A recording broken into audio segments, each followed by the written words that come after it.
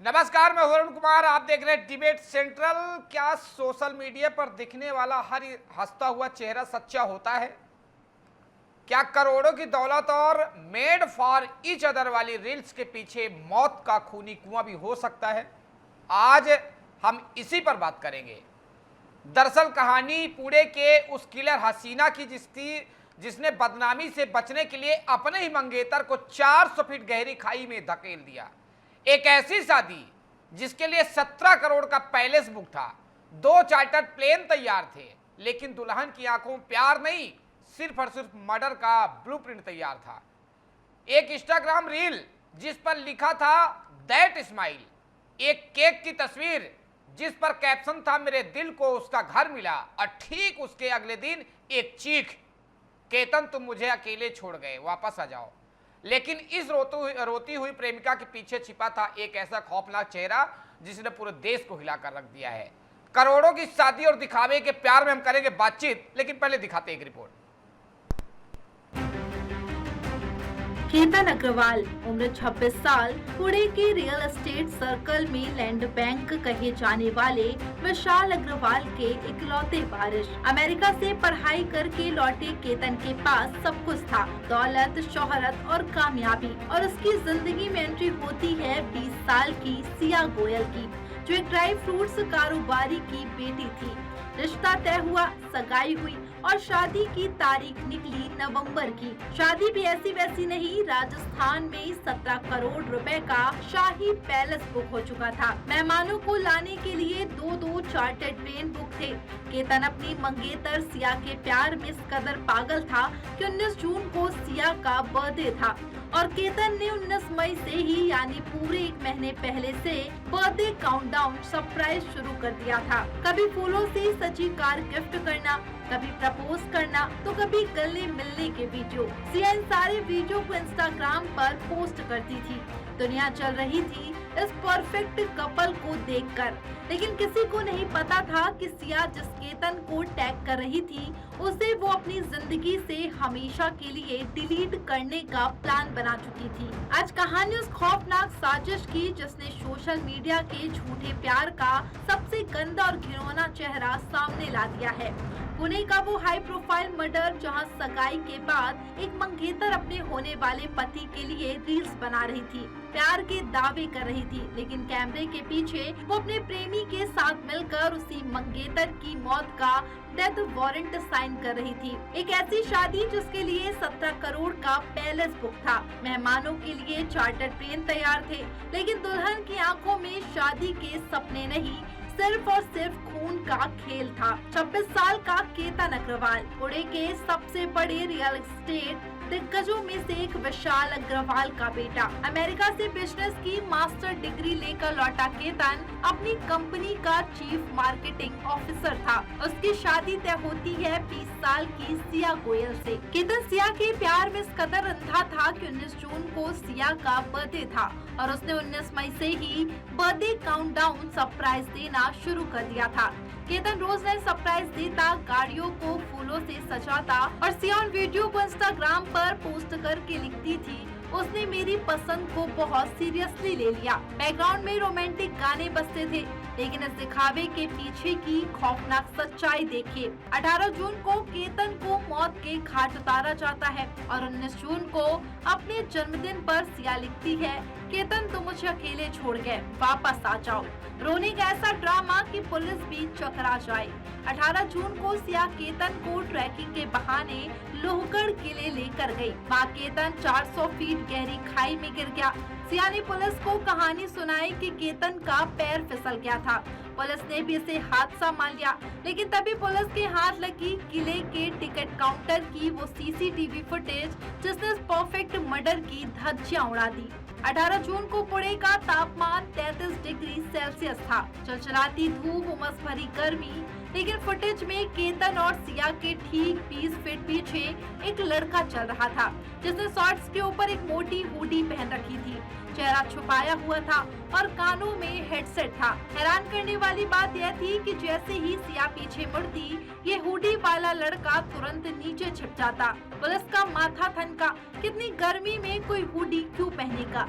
जांच हुई तो पता चला कि वो हुडी वाला भूत कोई और नहीं, सिया का सीक्रेट बॉयफ्रेंड चेतन चौधरी था। जब पुलिस ने सिया की कॉल डिटेल्स खंगाली तो पता चला कि सोशल मीडिया पर केतन को माई हार्ट कहने वाली सिया 1 जनवरी से 18 जून के बीच अपने बॉयफ्रेंड चेतन के साथ 2004 बार फोन पर बात कर चुकी थी। पूरे 238 घंटे दोनों ने सिर्फ केतन को रास्ते से हटाने की प्लानिंग की थी। पुलिस ने जब प्रेमी चेतन को दबोचा और पूछा कि अगर तुम दोनों प्यार करते थे तो भाग जाते, मर्डर क्यों किया, तो चेतन ने जो कहा वो हैरान करने वाला था। उसने बताया कि सिया सगाई तोड़कर भागना नहीं चाहती थी क्योंकि उसे खानदान की बदनामी का डर था। यानी मैडम को बदनामी से तो डर लगता था, लेकिन किसी बेगुनाह का कत्ल करने में खौफ नहीं था। खुलासा हुआ कि सिया ने केतन को मारने के लिए 3 बार जाल बिछाया था। पहली बार इंडोनेशिया के बाली में होने वाले प्री वेडिंग शूट के दौरान केतन को मारने का प्लान था, लेकिन सिया ने केतन का पासपोर्ट ही गायब कर दिया ताकि ट्रिप कैंसिल हो जाए। दूसरी बार 14 जून को वो केतन को लोहगढ़ ले गई और खाई में धक्का दिया, लेकिन केतन झाड़ी पकड़कर बच गया। तब सिया ने सांप दिखने का नाटक कर दिया कि वो उसकी जान बचा रही थी और आखिरकार 18 जून को उसने चेतन के साथ मिलकर केतन को 400 फीट नीचे ढकेल दिया। राजस्थान का वो 17 करोड़ का पैलेस खाली रह गया, 2 चार्टर्ड प्लेन खड़े रह गए। बदनामी से बचने के लिए मर्डर का गेम खेलने वाली सिया गोयल और उसका प्रेमी चेतन चौधरी आज सलाखों के पीछे पुलिस का 3rd डिग्री टॉर्चर झेल रहे हैं। सोशल मीडिया की ये रील लव स्टोरी अब जेल की काल कोठरी में बदल चुकी है। तो रील में रोमांस और हकीकत में मर्डर की ये पूरे मामले में बातचीत करेंगे, चूंकि पूरा देश में ये छा गया है। 400 फीट की गहरी खाई और किलर हसीना की बेवफाई। अरे भैया, शादी वादी नहीं पसंद तो सीधे मना कर दो, लड़का ही नहीं पसंद हमें, लेकिन किसी की जान लेने से क्या ही मतलब, वो भी ऐसे कोई गरीब फैमिली से नहीं, रिच फैमिली वाले हैं। 17 करोड़ की शादी पैलेस बुक था, 2 चार्टर्ड प्लेन तैयार थे मेहमानों को लाने के लिए, लेकिन मन में कुछ और, दिल में कुछ और, आखिर एक हंसता खेलता परिवार बर्बाद हो गए, एक युवक की जान चली गई।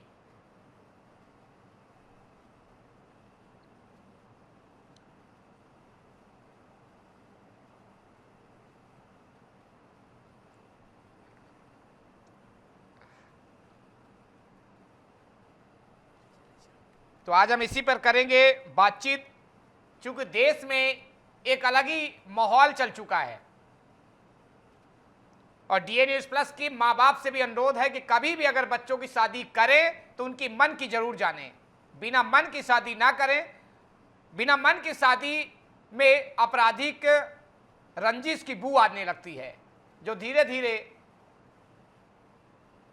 अपराध को अंजाम दे देते हैं और अंततः जिंदगी जो है सलाखों के पीछे चली जाती है। इस पूरे मामले पर हम बातचीत करेंगे। बातचीत करने के लिए हमारे साथ कनिका भारद्वाज जी हैं, सुप्रीम कोर्ट से एडवोकेट हैं, और सोनाली गुहा जी हैं, लॉ एक्सपर्ट भी हैं, साइबर एक्सपर्ट भी हैं। मैम, आप दोनों का बहुत बहुत स्वागत है। बालेश्वर प्रसाद हैं, पूर्व डीएसपी भी हैं और हमारे डीएन न्यूज़ प्लस के बिहार झारखंड के स्टेट हेड भी हैं। सबसे पहले सोनाली मैम से सवाल करते हैं। सोनाली मैम, ये जो केस है एक अलग ही उसमें चला गया है, बस ये जानना चाहते हैं क्या ये पूरा जो हत्या पूरा साजिश है, और अगर सीसीटीवी फुटेज नहीं मिलती तो क्या ये मामला हमेशा हादसा ही माना जाता? देखिए, कहीं ना कहीं डिजिटल फुटप्रिंट तो ठीक है, लेकिन कभी ना कभी अगर लड़के के परिवार वालों को कहीं मन में एक डाउट आता और कहीं ना कहीं दोबारा अगर उस लड़की के फोन से डिलीटेड डेटा या उसके चैट्स वगैरह रिकवर की जाती और अगर उनमें से किसी ने थोड़ा भी संदेह के बेस पे अगर एफआईआर कराई होती तो डेफिनेटली ये चीज आती सामने कहीं ना कहीं कि इसका ऐसा कुछ मर्डर प्लान हुआ है। क्योंकि अपराधी कितना भी शातिर हो, देखिए आप जरा एक सीसीटीवी की फुटेज के थ्रू ही जब उसको पकड़ लिया गया और अगर आप अपने घर के लड़के को किसी के भरोसे भेज रहे हो और सिर्फ वो 2 ही शख्स हैं, तो इतनी आसानी से हादसा कंसिडर कर लेना तो बहुत अस्वाभाविक लगता है। तो मुझे ऐसा लगता है कि लड़के के परिवार वाले ज़रूर इस चीज़ का डिमांड तो करते हैं कि एक बार उस लड़की के चैट खंगाले जाए या उसके डिजिटल फुटप्रिंट निकाले जाए, उसकी डिजिटल लोकेशन या जहाँ-जहाँ वो घूम रही थी, उसकी जियो लोकेशंस के थ्रू काफ़ी कुछ मिल जाता। तो मुझे ऐसा लगता है कि अपराधी कितना भी शातिर हो, लेकिन पीछे कुछ ना कुछ ज़रूर छोड़ जाता है।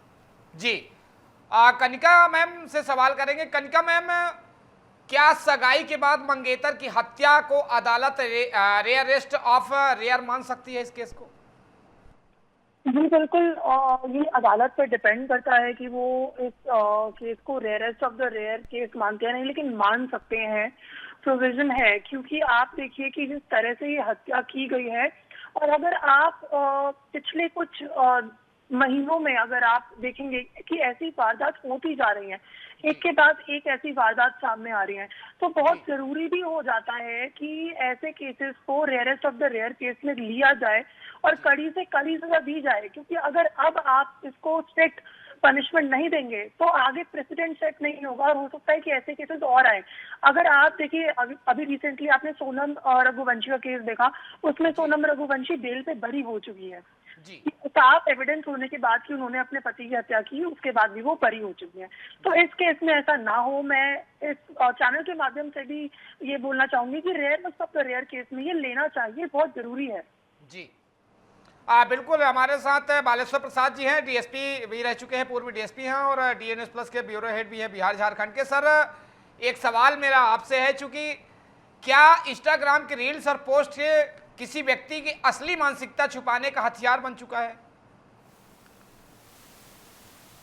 देखिए, मामला बहुत गंभीर है, जैसे मैम ने बताया, अभी एक्सप्लेन किया हम जी है।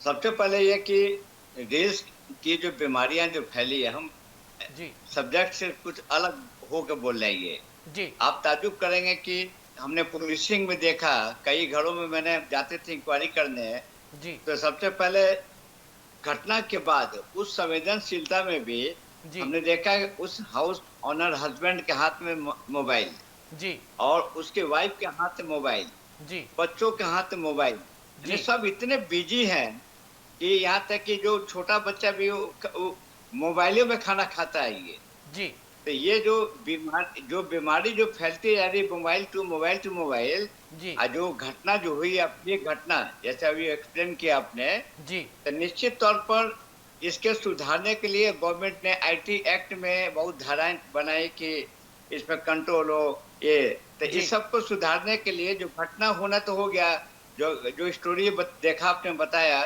तो सबसे पहले अब जागरूकता के ख्याल से आपको चैनल, स्पेशली आपका चैनल जो आप हमेशा मुद्दा उठाते हैं, इसमें जागरूकता लाना होगा, अपने को सुधारना होगा। अन्यथा ये देखना, ये रील्स करना है, ऐसे करना है। सुधारने का मतलब तो यही हुआ सर ना, कि शादी करेंगे तो साल 2 साल भैया कहीं जाना ही नहीं है, घर पे ही रहना है। कहीं मनाने गए तो पता चला हमको भी खाई से धक्का देख के निपटा देगी। आप सुधारने का तो आप यही बोल रहे हैं। ठीक है, कोई बात नहीं। कनिका मैम, एक सवाल मेरा आपसे है, क्या इंस्टाग्राम पोस्ट और रील्स कोर्ट में मजबूत सबूत बन सकती है? अगर आरोपी पहले से हत्या की योजना बना रही थी तो कानून इसे कितना गंभीर मानता है?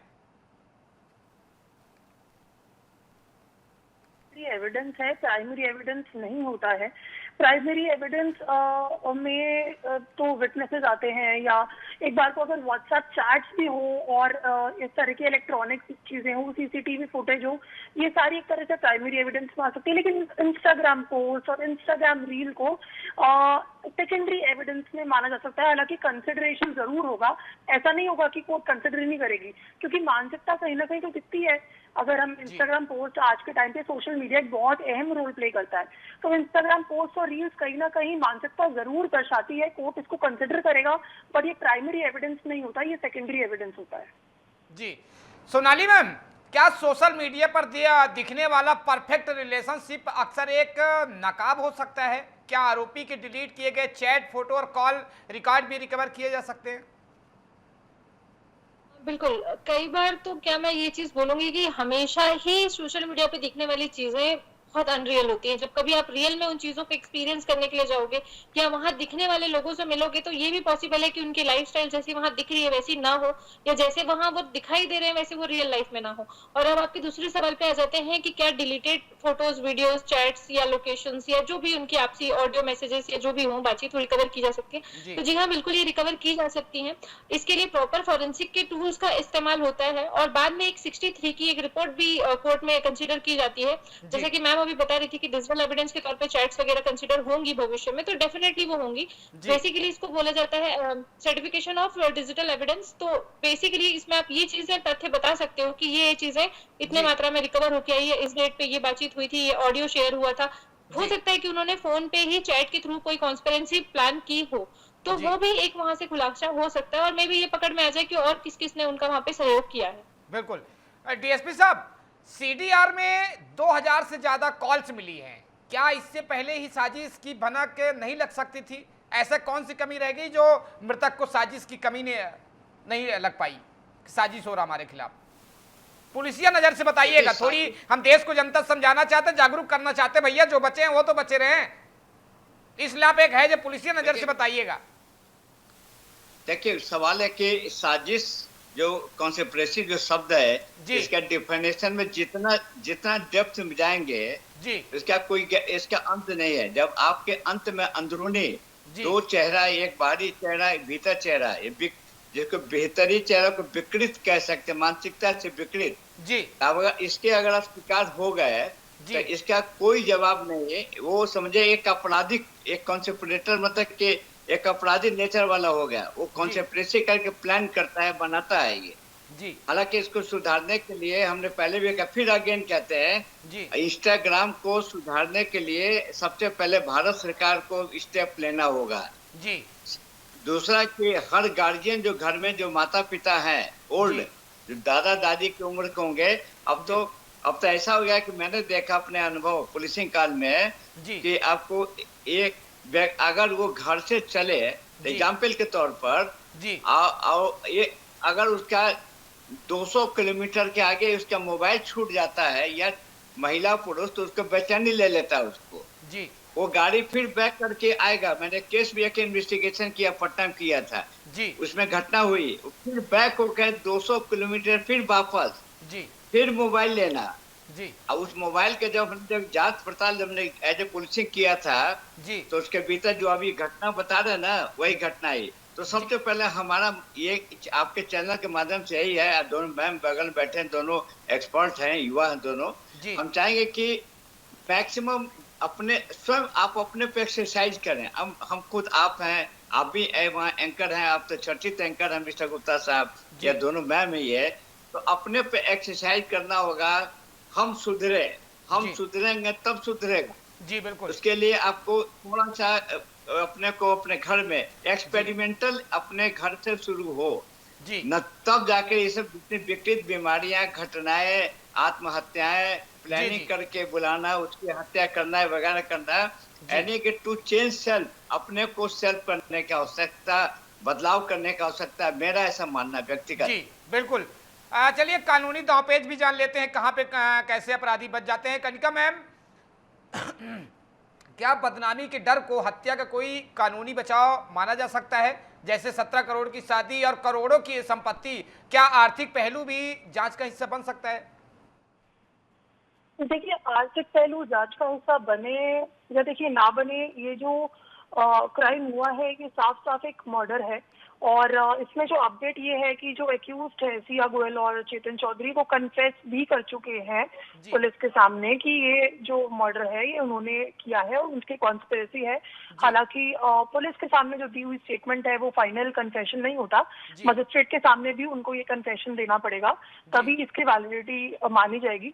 लेकिन अदरवाइज पुलिस के सामने तो कन्फेस कर चुके हैं। तो अब आर्थिक स्थिति क्या थी क्या नहीं थी, फाइनेंशियल क्या है क्या नहीं, इन सब चीजों से कोई फर्क पड़ता नहीं है। साथ साथ एक अटेम्प्ट टू मर्डर का केस है जिसको मेरे को लगता है, जैसे आपने बोला था कि rarest of the rare case में इसको लेना चाहिए और उसका ट्रायल भी फास्ट ट्रैक होना चाहिए, क्योंकि ये एक ऐसा केस है जहाँ पे सब साफ साफ दिखता है, कंसेशन है, तो एक फास्ट ट्रैक ट्रायल बहुत जरूरी है। अगर ये जो केस है अगर ये चलेगा 5 साल 10 साल तो फिर तो मेरे ख्याल से जस्टिस जो डिले है वो डिनाई ही हो जाएगा एक तरह से। तो फास्ट ट्रैक कोर्ट का भी बहुत अहम रोल यहाँ पे प्ले करता है। फास्ट ट्रैक कोर्ट मेरे को लगता है कि यहाँ पे होने चाहिए। इसके अलावा जो स्थिति है मेरे को लगता है पुलिस ऑफिशियल्स जो है उनको इन्वेस्टिगेशन बहुत सॉलिड इसमें करनी पड़ेगी। बहुत सारे पहलू जो है वो सामने लाने पड़ेंगे ताकि एक बहुत स्ट्रॉन्ग केस बन पाए। जी बिल्कुल सोनाली मैम, क्या एआई और सोशल मीडिया के दौर में लोगों को जो भाव से अटैचमेंट जिसको बोलते हैं उसमें धोखा देना आसान हो सकता है? क्या इस केस में डिजिटल फुटप्रिंट सबसे बड़ा गवाह साबित होगा? जी डेफिनेटली आप देख सकते हैं कि उनके ऊपर जो प्राइमरी डाउट भी गया था वो वहां पे लगे हुए एक सीसीटीवी कैमरे की फुटेज के बेसिस पे गया था। तो अब डेफिनेटली कहीं ना कहीं ये पूरा केस साइबर एविडेंसेस के थ्रू या डिजिटल एविडेंसेस के अराउंड ही घूम रहा है। अब इसके बाद धीरे से अब डिपेंड करता है कि वहां पुलिस उनके जो भी डिवाइसेस है उनका सीजर कितना प्रॉपर बना रही है और उनके डिजिटल फुटप्रिंट कैसे खंगाले जा रहे हैं, मतलब प्रॉपर उनकी चैट्स निकाली जा रही है, नहीं डिलीटेड ऑडियो वीडियोस फोटोज या उनके पुराने जो भी जहां वो मिले होंगे कभी, क्योंकि उसमें ना जियो लोकेशन भी उनको फोन में मिलेगी। हो सकता है ये लोग कभी कहीं कैफे पे बैठते हो, कहीं कुछ हो, वहां से उनको कुछ फुटेजेस मिल जाए जहां बैठ के उन्होंने प्लानिंग प्लॉटिंग कर रखी हो। तो ऐसा सारा कुछ मैं ये बोलूंगी कि कहीं ना कहीं ये पूरा केस डिजिटल फुटप्रिंट के ऊपर ही डिपेंड कर रहा है और आगे चल के आप मान के चलिए इसमें कुछ ना कुछ अच्छे एविडेंसेस और हाथ आएंगे। जी बिल्कुल। कनिका मैम एक महिला भी हैं और सुप्रीम कोर्ट के जानी मानी एडवोकेट हैं। आप एक देश के जो युवा हैं आपसे एक चीज जानना चाहते हैं कि हम इस अपराध से कैसे बच सकते हैं? हमें कैसे पता लगेगा कि सामने वाली हमारी क्या करने वाली है? लड़का तो अपने उससे भाव से जुड़ जाता है लेकिन उसके अंदर किसी और चलता, उन माता पिता को जो जबरदस्ती शादी करते हैं, बिना मन जाने शादी कर देते हैं, इस अपराध से कैसे बचा जा सकता है? देश के बच्चों को बताइए आप। देखिए बहुत जरूरी है आज की जनरेशन को अवेयर होना, अवेयरनेस आपके अंदर आनी चाहिए। आप हर किसी पे ब्लाइंडली बिलीव नहीं कर सकते, भरोसा नहीं कर सकते, खासकर ऐसे टाइम पे जहाँ पे इस तरह के केसेस हमारे सामने आ रहे हैं। दूसरा, फैमिली को बहुत सतर्क रहने की जरूरत है। मुझे लगता है आज के टाइम में जो फैमिली है, खासकर जो लड़की की साइड की फैमिली है, उसको एक्सेप्ट कर लेना चाहिए। अगर लड़की का कोई अफेयर है या लड़की शादी नहीं करना चाहती है तो उस पर किसी तरह का दबाव ना बनाया जाए, या अपनी बदनामी के डर से आप लड़की के जो माइंडसेट है आप उसको प्रेशराइज ना करें। अगर आप ये सब चीजें एक्सेप्ट कर लेंगे तो मुझे लगता है काफी सारी जो लड़कियां हैं वो ये आसान, उनको आजकल लड़कियों को किसी को मारना आसान लग रहा है रादर देन कि वो घर आके सच बोल दें। तो ये बड़ी शॉकिंग चीज है।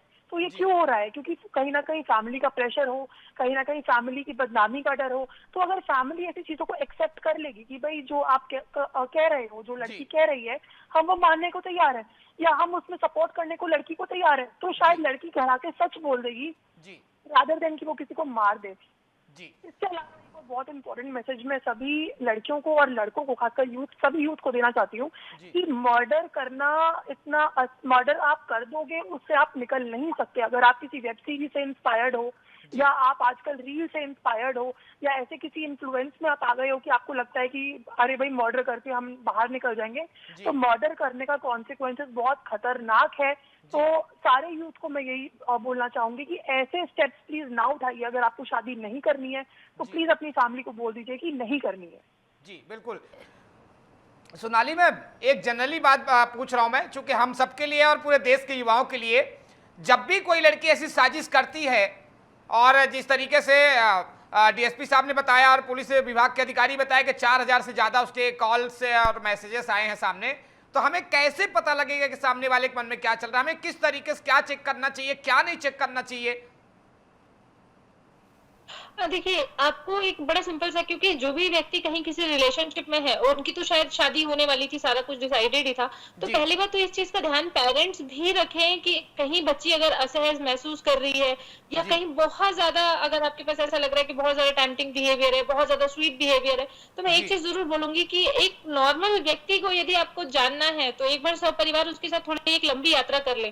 तो ये चीज मैं अपने दोस्तों को भी जरूर बताती हूँ कि अगर किसी व्यक्ति का सही नेचर आपको जानना है तो एक थोड़ी कोई लंबी यात्रा आप प्लान करें, उसमें कम से कम आपको ये देखने को मिलेगा कहीं असहजता है, कहीं परेशानी है, या सामने वाला गर्मी से जूझ रहा है, खाने की कमी और हो रही है। लंबी यात्रा अपना करने के और असली लंबी यात्रा से वापस नहीं आएगा तब कैसे होगा? जैसे इसमें गए हैं, लंबी यात्रा में गए, वापस नहीं आया, तो इसमें इसका क्या दवाई है? देखिए, मैंने ये चीज अभी वहां पे मेंशन की कि फैमिली के साथ, क्योंकि आप जी। जब समय बिताते हो, देखो, क्योंकि लड़के लड़की सिर्फ एक बार मिल लिए, फोटो दिखा लिए, मुझे नहीं लगता कि वहां से आप किसी का चरित्र का आकलन कर सकते हैं। और वहां से आप ये भी एक अंदाजा नहीं लगा सकते कि सामने वाला व्यक्ति कितना सहज है आपके साथ, या सामने पूरा जीवन का सवाल आप एक खाली बताए हुए रिश्ते के भरोसे। जी तो एक वही मैं बोल रही हूँ कि थोड़ा सा समय जरूर ले जानने का, और कोशिश करें कि अकेले कहीं बाहर ना भेजे अपने बिल्कुल। बच्चे को, शादी के पहले खासतौर पे, जैसा ये था। प्री वेडिंग जैसी जगह पर भी अगर कोई बोल रहा है कि कहीं बहुत ज्यादा हाइट है, पानी है, तो ऐसी जी। खतरनाक जगह से भी बचने का एक आप प्रयास जरूर करें, क्योंकि जी। प्री वेडिंग के नाम पे पहले भी बहुत इस तरीके के केसेस सामने आ चुके हैं। ये तो बड़ा केस था तो हाईलाइट हो गया। जी तो बस यही है कि व्यक्ति का व्यक्तित्व जानने के लिए ये जरूरी है। और अगर अपार्ट फ्रॉम दिस ऐसा है कि आप थोड़ा और सहजता से जानना चाहें, तो एक जी, बार जी, फोन का बिल्कुल। पासवर्ड आप मांग के देख ले कि भाई हमारा तो विवाह होने ही वाला है, आप देख लो, मेरा फोन आप चेक कर लो, आपका मैं देख लूं। जी। अगर वहां कुछ आनाकानी हो रही है तो थोड़ा सा एक दिमाग में आना सतर्क चाहिए। होना चाहिए, आपका कहने का मतलब। डीएसपी साहब, एक बात आप बता दीजिए देश के युवाओं को कि इन अपराधों से हम कैसे बचें, किस तरीके से वो करें, और सबसे बड़ी बात, अगर ऐसी स्थिति आती है तो युवा हो, युवतियां हो, कोई भी हो, हम पुलिस की मदद किस तरीके से ले सकते हैं? हमने फिर अगेन रिपीट करते हैं आपको अगेन, जी ये जो इस तरह का जो ये क्राइम है, दो क्राइम होता है, दो तरह का होता है। फ्रंट साइड से जी जो विजुअल दिखाई देता है, एक है मेंटल, जो मानसिकता से जो कॉन्स्पिरेसी या जो भी जो बातें जो मैम दोनों ने कहा, जी। डिटेल्स में अच्छा दोनों ने कहा, एक्सेप्टेड हम करते हैं। जी। इसको हम युवाओं को ये अपील करते हैं, तो सबसे पहले जी, अपना बिल्कुल। करियर देखे, अपना करियर मेरा कैसे बनेगा। लास्ट में आप कुछ भी करें, एंजॉय करें, रील्स बनाएं, जो घटना ये हो, अंत में वही रोता है। लेकिन सबसे पहले हमारा एक ही फंडा है जी कि सुधारने के लिए माता पिता को पहले खुद अपने ही घर में एक्सपेरिमेंटल जो हब कहते हैं, जी। अपने घर से हम शुरू करें, हम अपने वाइफ के साथ शुरू करें, जी अपने बच्चों पर, बच्चे बच्चियां कहाँ जा रहे हैं, हम जी। जो हमेशा फादर्स मदर को कम से कम बच्चे बिल्कुल। वापस है, सबका मोबाइल फादर मदर को चेक करना चाहिए। जी कि बिल्कुल। विशेष कर जो लड़के के पिता हैं कि हमारा बेटा लौटा, उसका मोबाइल मांगे, अब मांग करके उसको अरे लॉक चेक खुलवा करने में ही करके, तो साहब ये होता है कि हम पे तुम पे भरोसा नहीं है क्या? हम छोड़ के चले जाएंगे, ये हमको आजादी छीन रहा है, फिर माँ बाप भी अपने बच्चों को गलत बताने के बजाय उन्हीं को सपोर्ट करते, नहीं, सामने वाला ही गलत है, मेरी बिटिया सही है, इस चक्कर में तो और लोग निपट रहे हैं। बिल्कुल हम एक्सेप्ट करते। सबसे पहले आपको नेगेटिव सोच के चले, आप पॉजिटिव नहीं कि हमारा बेटा है, हमारी बेटी अच्छी है, नहीं, उस पर भी हमेशा डाउट करें। जिस दिन गार्जियन अपने बच्चों पर डाउट करेगा, उनके मोबाइल को चेक करेगा, उनके इंस्टाग्राम को चेक करेगा, अकेले में वेरीफाई करेगा, रात में नहीं मानेगा, 2 थप्पड़ देगा। आजकल पापा के पढ़ियां पिटाती नहीं है, रियल बता रहा हूं आपको। और पापा के पढ़ी कह करके इतनी पढ़ियां बिगड़ गई हैं कि हम आपको चैनल पे कुछ कह नहीं सकते। दोनों महिला को, मैंने मैम को बुरा नहीं लगा चाहिए, और लड़के तो ऑलरेडी बिगड़े होते, वो तो बाई बर्थ बिगड़े होते बिल्कुल। हैं। तो चलिए, समय की पाबंदी है, आज की बहस यही खत्म होती है, लेकिन सवाल अभी भी जिंदा है, क्या सोशल मीडिया की चमक दमक ने रिश्तों की सच्चाई को निगल लिया है? क्या लाइक्स, फॉलोअर्स और दिखावे की दुनिया में भरोसा, प्यार और इंसानियत हारती जा रही है? पुणे की एक घटना सिर्फ एक हत्या की कहानी नहीं है, बल्कि उस खतरनाक मानसिकता का आईना है जहां लोग अपनी छवि बचाने के लिए किसी की जिंदगी तक खत्म करने को तैयार हो जाते हैं। एक तरफ था केतन जो अपने रिश्ते को जिंदगी मान बैठा था, वहीं दूसरी तरफ थी वह साजिश जो मुस्कुराहटों, तस्वीरों और रोमांटिक पोस्टों के पीछे चल रही थी। सवाल सिर्फ ये नहीं है कि हत्यारे कौन है, सवाल ये है कि आखिर समाज किस दिशा में जा रहा है। कानून अपना काम करेगा, अदालत फैसला सुनाएगी, लेकिन हमें भी ये समझना होगा कि सोशल मीडिया पर दिखने वाली हर मुस्कान सच नहीं होती है, हर प्रेम कहानी का अंत सुखद नहीं होता है। इसी सवालों के साथ क्या हम रिश्ते निभा रहे हैं या सिर्फ उनका दिखावा कर रहे हैं? डिबेट सेंटर में यहीं तक। आप देखते रहिए टीवी न्यूज़ प्लस। नमस्कार।